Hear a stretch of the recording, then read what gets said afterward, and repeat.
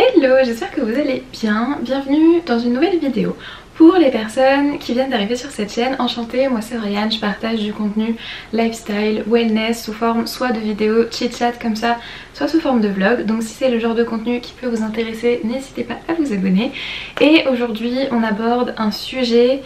qui vraiment me tient à cœur et qui en même temps je trouve est assez difficile à aborder, dans le sens où le sujet de la confiance en soi, ça reste quelque chose de très personnel. Certaines personnes vont aborder la confiance en soi d'une certaine manière, d'autres d'une autre manière, mais on va dire que j'ai mis en place un petit peu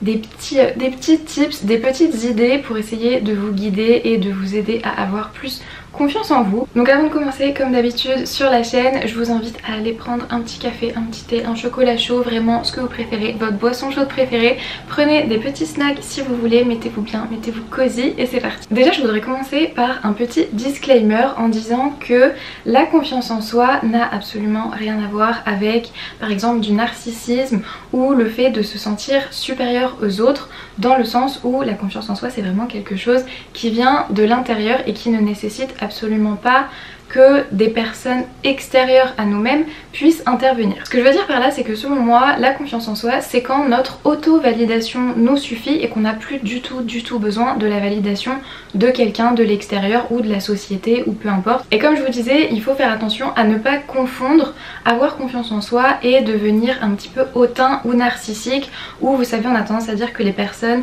qui sont très exubérantes ont forcément confiance en elles, alors qu'en général c'est vraiment l'inverse. Je vous donne un exemple tout simple, les pick-me. Je pense qu'on voit tous à peu près comment elles se comportent et littéralement pour moi c'est des personnes qui hurlent le manque de confiance en elles malheureusement, puisque en fait elles ont tellement besoin de la validation extérieure que du coup elles vont tout mettre en œuvre pour attirer l'attention, et ça c'est vraiment l'inverse de la confiance en soi. Il y a une phrase en anglais, alors j'ai pas trouvé d'équivalent en français, mais si je vous la traduis en gros c'est que la confiance en soi est silencieuse alors que l'insécurité fait beaucoup de bruit, et je trouve que ça résume plutôt bien la chose. Mon premier conseil pour améliorer votre confiance en vous, ça va être d'apprendre à faire des choses seule et à apprécier votre propre compagnie. C'est-à-dire qu'il faut arrêter d'attendre les autres pour faire des choses et il faut se rendre compte que on peut les faire nous-mêmes et que en réalité notre propre compagnie est suffisante. Alors je sais que ça peut être mal perçu par exemple de voir quelqu'un qui est tout seul au restaurant, on va se dire mais pourquoi est-ce qu'il est seul, alors qu'en réalité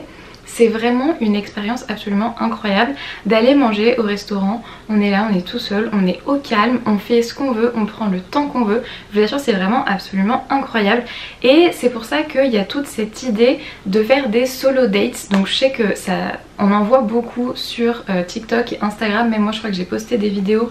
qui traitent un petit peu du sujet. Et c'est vraiment aller en date comme on irait en date soit avec quelqu'un ou alors comme on irait par exemple faire quelque chose avec une copine, mais le faire soi-même. Donc il y a des choses qui vont être plus simples à faire, comme par exemple aller à la salle de sport. Ça on peut tout à fait le faire tout seul, mais on peut le romantiser de telle manière à le rendre un petit peu ritualisé, j'ai envie de dire, où ça va vraiment être quelque chose que vous faites pour vous et vous n'avez absolument pas besoin de l'approbation de qui que ce soit autour. Ça peut être aller faire une journée au spa, ça peut être aller au cinéma seul, ça c'est vraiment incroyable aussi. Ça peut être, comme je vous disais, aller au restaurant. Si jamais aller au restaurant c'est un petit peu trop, parce que je sais que ça peut être un peu compliqué surtout au début, vous pouvez juste aller boire un café. Si jamais vous êtes un peu mal à l'aise au début, n'hésitez pas à prendre par exemple un livre ou des choses comme ça. Après l'idée ça va être vraiment d'apprendre à apprécier votre propre compagnie, où vous allez pouvoir vous asseoir tout seul et juste être avec vous-même et être avec vos propres pensées, dans le sens où si vraiment vous voyez ça comme un date, si vous allez en date avec quelqu'un, vous n'allez pas être là avec votre bouquin. Bon, c'est un petit peu la même idée, mais il y a des petites choses comme ça qu'on peut faire au début pour rendre l'expérience un peu plus simple, parce que c'est vrai que ça pour le coup, c'est pour ça que je l'ai mis en premier, parce que c'est vraiment le truc qui va complètement nous sortir de notre zone de confort, et c'est à ce moment là que le changement va vraiment s'opérer. Deuxième conseil, ça va être de prioriser sa santé, donc à la fois physique et mentale, et de se rendre compte que l'herbe n'est pas plus verte ailleurs. Alors c'est vrai que c'est un petit peu compliqué, surtout avec l'ère des réseaux sociaux où on va avoir tendance à beaucoup se comparer, à se dire ah mais oui mais un tel a ça et moi je l'ai pas. En fait c'est vraiment un cercle vicieux, parce que au final il y aura toujours quelqu'un qui aura plus que nous. Et il faut bien se dire aussi que surtout avec les réseaux, ce qu'on voit c'est juste les bons côtés. C'est-à-dire que vous allez jamais voir les galères de quelqu'un, vous allez plutôt voir ses bons moments. Et donc du coup quand vous comparez ça à vous, votre vie dans sa globalité, forcément vous vous dites il y a un truc qui cloche, alors qu'en fait pas du tout. Et quand je dis prioriser sa santé mentale, ce que je veux dire c'est que à partir du moment où une situation ou une personne ou un contenu que vous consommez perturbe votre santé mentale et vous fait vous sentir mal, c'est qu'il faut vous retirer de cette situation. Et vraiment c'est non, c'est hors de question que ce soit dans votre vie. Donc typiquement tout ce qui est environnement toxique, donc que ce soit des endroits, si jamais vous allez, je sais pas moi, vous avez l'habitude d'aller à un bar et au final vous aimez pas du tout la vibe, vous vous rendez compte que c'est vraiment hyper toxique pour vous, mais arrêtez d'y aller. Que ce soit des personnes, ça faut faire très attention à l'entourage et aux personnes avec qui on passe du temps, parce que c'est vrai que il y a énormément de personnes qui vont complètement abattre votre confiance en vous. Moi je sais que quand j'étais au lycée, il y avait une fille que je considérais comme étant une amie et qui en réalité, pour se mettre elle en avant et pour se valoriser, elle était tout le temps en train de me rabaisser. Et vraiment il y avait des jours où, en fait quand j'étais au lycée j'avais déjà pas nécessairement confiance en moi, et il y avait des jours où j'arrivais, puis elle me regardait, elle me faisait ah t'as un gros bouton là, et moi j'étais là, je fais bah oui, enfin je suis au courant, je me suis regardée dans le miroir ce matin, et elle le repointait pendant tout le long de la journée au point où vraiment j'avais l'impression qu'on ne voyait absolument que ça.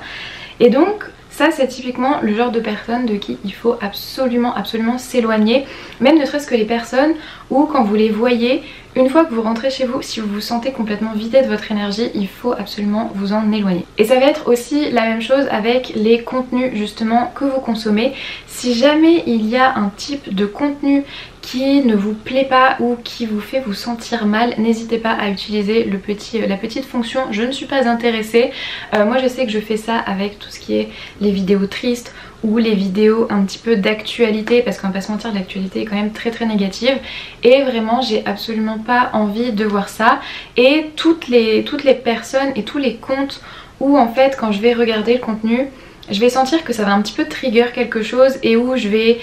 ressentir un petit peu de jalousie, où je vais avoir tendance à me comparer, je me désabonne immédiatement. Et vraiment je vous conseille de faire la même chose. Il y a cette espèce de stéréotype et de stigmatisation derrière le fait de se désabonner de certaines personnes, surtout quand c'est des personnes qu'on connaît. Ça peut être vraiment source de conflit, genre mais pourquoi tu t'es désabonné, alors qu'en réalité c'est vraiment un truc qu'il faut faire pour sa propre santé mentale. Et enfin on va pas se mentir, c'est pas si profond que ça, hein, c'est juste un désabonnement. Si jamais vous voulez pas faire le désabonnement, je sais que sur Instagram il y a un petit truc où vous pouvez mettre en sourdine, que ce soit les stories ou les publications, mais vraiment tous les comptes qui ne vous font pas vous sentir bien,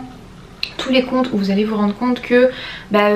en fait ça trigger un petit peu une sorte de jalousie et tout ça, n'hésitez pas à vous en désabonner. Honnêtement, même si moi mes plateformes vous font sentir ce genre de choses, je préférerais que vous restiez là, mais honnêtement désabonnez-vous, parce que en fait même si j'essaye vraiment d'apporter des bonnes vibes et des choses comme ça, je sais qu'il y a certaines choses de ma vie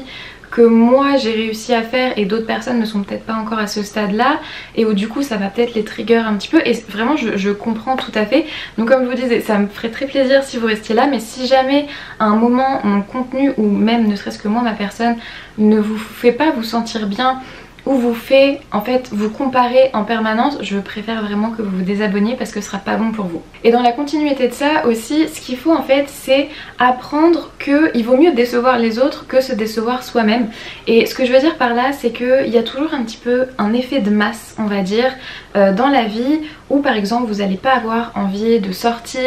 ou vous n'allez pas avoir envie de boire ou des choses comme ça, et puis il y a toujours quelqu'un qui va vous dire oh mais allez t'es pas drôle, et des choses comme ça. Et en fait le fait d'avoir cette espèce de pression de la part de personnes extérieures, je sais que ça peut pousser à faire des choses qu'on ne veut pas forcément faire, et du coup après on va pas se sentir bien et ça va complètement impacter la confiance en soi. Mais vraiment moi je pars du principe que je préfère décevoir d'autres personnes plutôt que de me décevoir moi-même. Un point sur lequel je voulais insister aussi, c'est prendre un petit peu du recul par rapport justement à la jalousie et à la comparaison. Parce que on va toujours avoir tendance à dire oh là là la jalousie c'est hyper mauvais, il faut pas se comparer, et c'est vrai, honnêtement c'est vrai, ça reste, enfin la jalousie reste une émotion qualifiée de négative, Mais en fait déjà un truc que j'ai mis en place moi quand je travaillais vraiment beaucoup sur ma confiance en moi, c'était à chaque fois que je ressentais cette sorte de jalousie, de me rappeler que ce que quelqu'un d'autre a n'impacte en rien ce que moi j'ai, dans le sens où c'est pas parce que je vois une fille qui va être plus belle que moi que ça va nécessairement diminuer ma beauté à moi, c'est pas parce que je vois une personne qui a plus d'argent que moi que ça va m'empêcher moi d'avoir de l'argent, etc. Et c'est vraiment se rendre compte que l'intelligence, la beauté ou les possessions de quelqu'un ne va rien enlever à ce que vous avez. Et ensuite, une fois qu'on a fait cet exercice là, quelque chose que je trouve vraiment intéressant, c'est de se poser la question de pourquoi est-ce que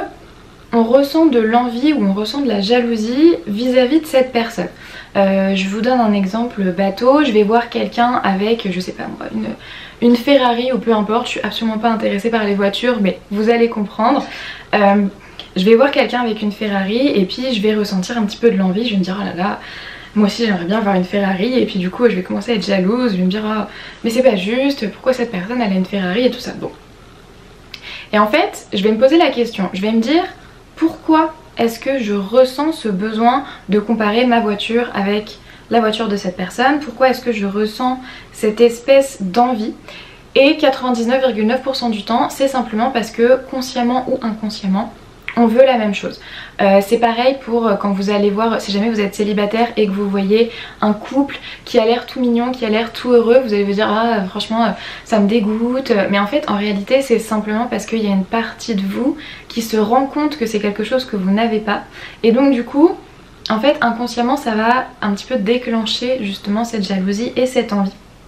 Et je trouve ça hyper intéressant comme cheminement à avoir, simplement parce que ça va vous permettre d'identifier ce que vous voulez. Parce que du coup en voyant vis-à-vis de quoi vous ressentez de l'envie, vous allez vous dire ok bah c'est parce qu'au final moi j'aimerais bien avoir aussi ça dans ma vie. Donc après posez-vous la question de pourquoi vous le voulez. Est-ce que vous le voulez juste parce que vous vous dites ah bah ça va me rendre plus heureuse, ou est-ce que c'est juste parce que votre voisin l'a et vous êtes toujours en compétition avec votre voisin. Essayez en fait de trouver pourquoi est-ce que vous voulez ce truc là en particulier. Et je trouve que c'est un raisonnement qui est hyper intéressant parce que ça va vraiment vous permettre d'utiliser cette espèce de comparaison et de jalousie qui au final peut être assez naturelle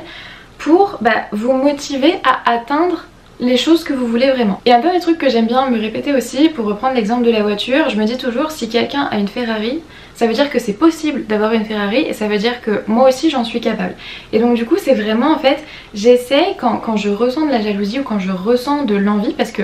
j'en reparlerai un petit peu tout à l'heure, mais tout le monde n'a pas confiance en soi 100% du temps, c'est pratiquement impossible. Et donc du coup il y a toujours, vous savez, des petits moments où on va un petit peu rebasculer. Et en fait quand ces moments m'arrivent, à chaque fois je me dis ok, déjà ce que la personne a n'enlève rien ce que moi j'ai, ensuite j'essaie de comprendre pourquoi je le veux, et après je me rappelle que si quelqu'un l'a, ça veut dire que c'est possible de l'avoir et que donc moi aussi je peux l'atteindre. Autre point qui va là vraiment vous aider à booster complètement votre confiance en vous, ça va être de vous concentrer sur vos objectifs et plus principalement sur les objectifs que vous avez déjà atteints. Parce que vraiment je trouve qu'il n'y a rien de mieux pour booster sa confiance en soi que de se rendre compte de toutes les choses qu'on a déjà, de toutes les choses qu'on a déjà réussi, de tous les objectifs qu'on a déjà atteints. Parce que c'est vrai qu'en fait quand on manque de confiance en soi, on a tendance à vraiment être pris dans cette espèce de roue infernale de la comparaison, et du coup on va toujours avoir l'impression que l'herbe est plus verte ailleurs et que nous ce qu'on a, en fait on n'a rien qui est intéressant. Alors qu'en réalité il y a des tas de choses que vous avez faites, il y a des tas de choses qui sont propres à vous, il y a des tas d'objectifs que vous avez atteints que une autre personne va vouloir atteindre aussi. Et en fait il faut bien se dire qu'on est toujours, on va toujours jalouser quelqu'un,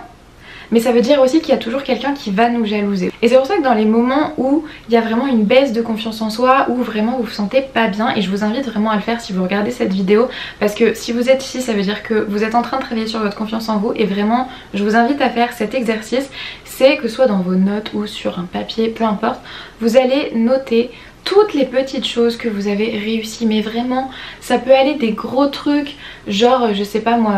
avoir votre diplôme, ou réussir vraiment un gros objectif de vie comme acheter une maison, ou vraiment peu importe, ou mais des toutes petites choses genre je me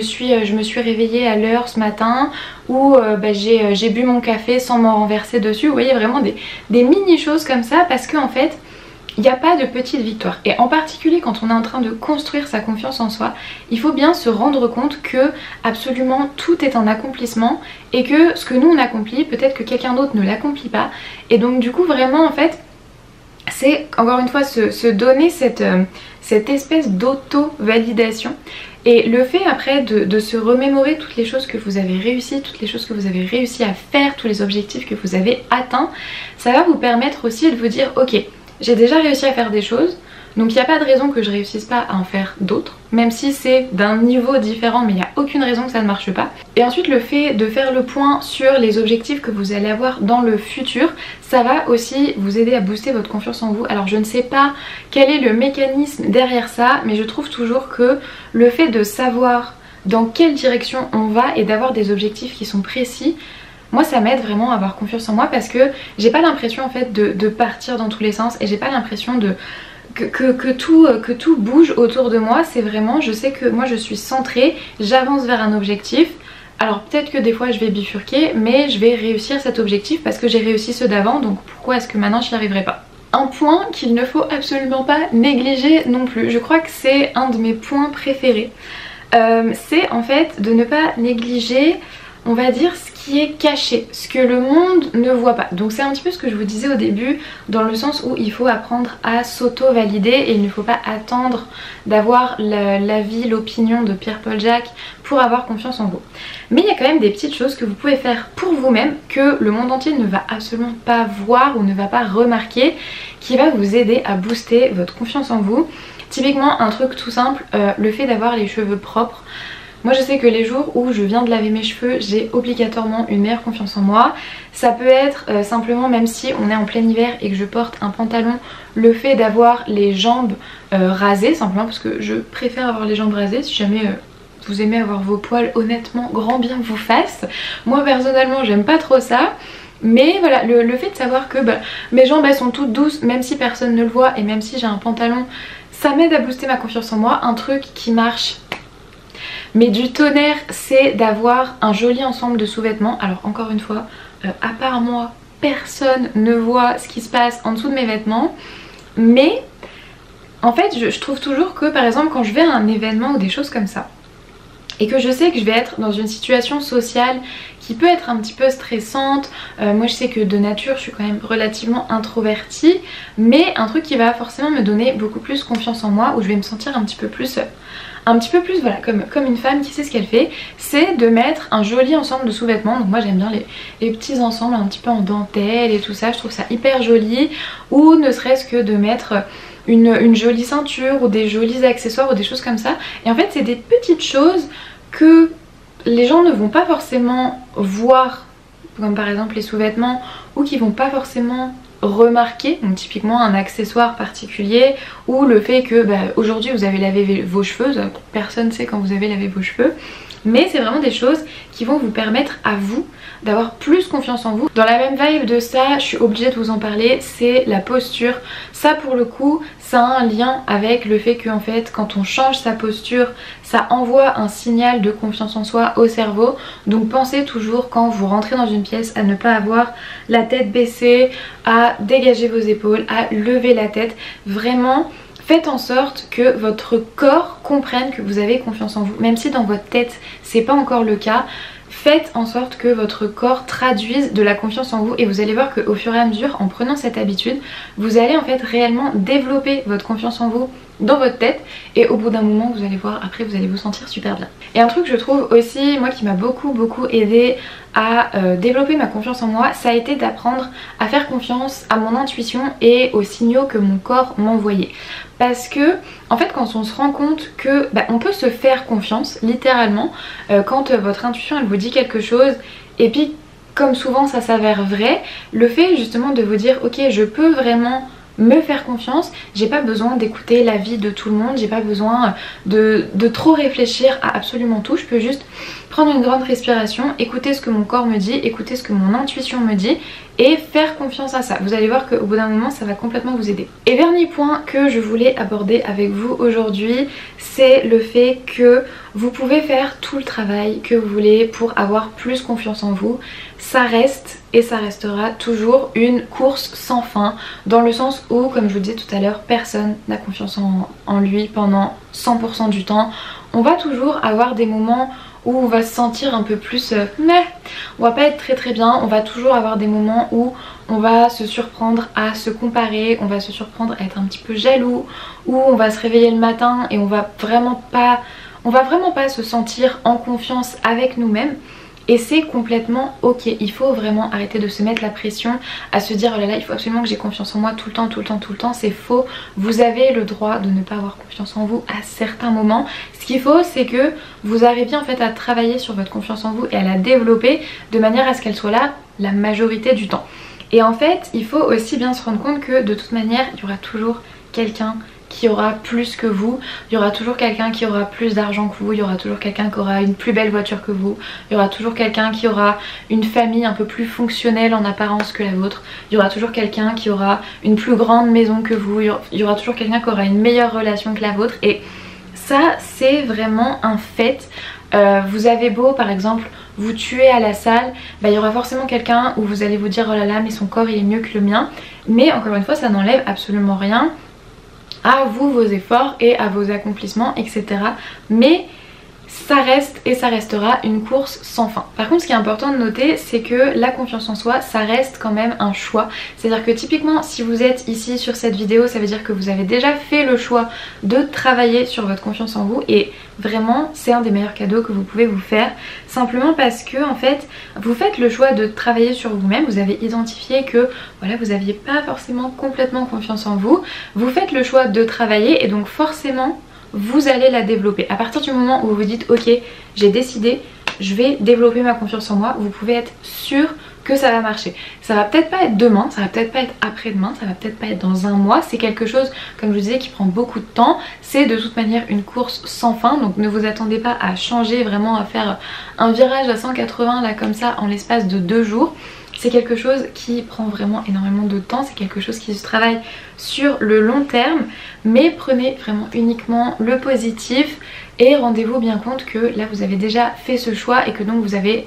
probablement fait le pas le plus difficile. Là à ce stade l'important pour vous ça va être d'apprendre que plutôt que de vous décevoir vous-même, commencez à décevoir les gens et vous verrez que de toute manière c'est pas la fin du monde. Je vais terminer cette vidéo là-dessus, j'espère qu'elle vous aura plu et que vous aurez appris 2-3 petites choses sur comment développer votre confiance en vous. N'hésitez pas à me dire en commentaire quels tips vous avez préférés et si jamais vous êtes aussi dans votre cheminement de développement confiance en soi, n'hésitez pas à partager quels sont vos conseils parce que je pense que ça peut vraiment aider beaucoup de monde. Si la vidéo vous a plu, vous pouvez aussi mettre un petit pouce en l'air et vous abonner et mettre un commentaire, ça m'aide vraiment énormément. Et si jamais vous le faites, je vous remercie d'avance. Moi en attendant, je vous fais des gros bisous et on se retrouve dans une prochaine vidéo. Bye!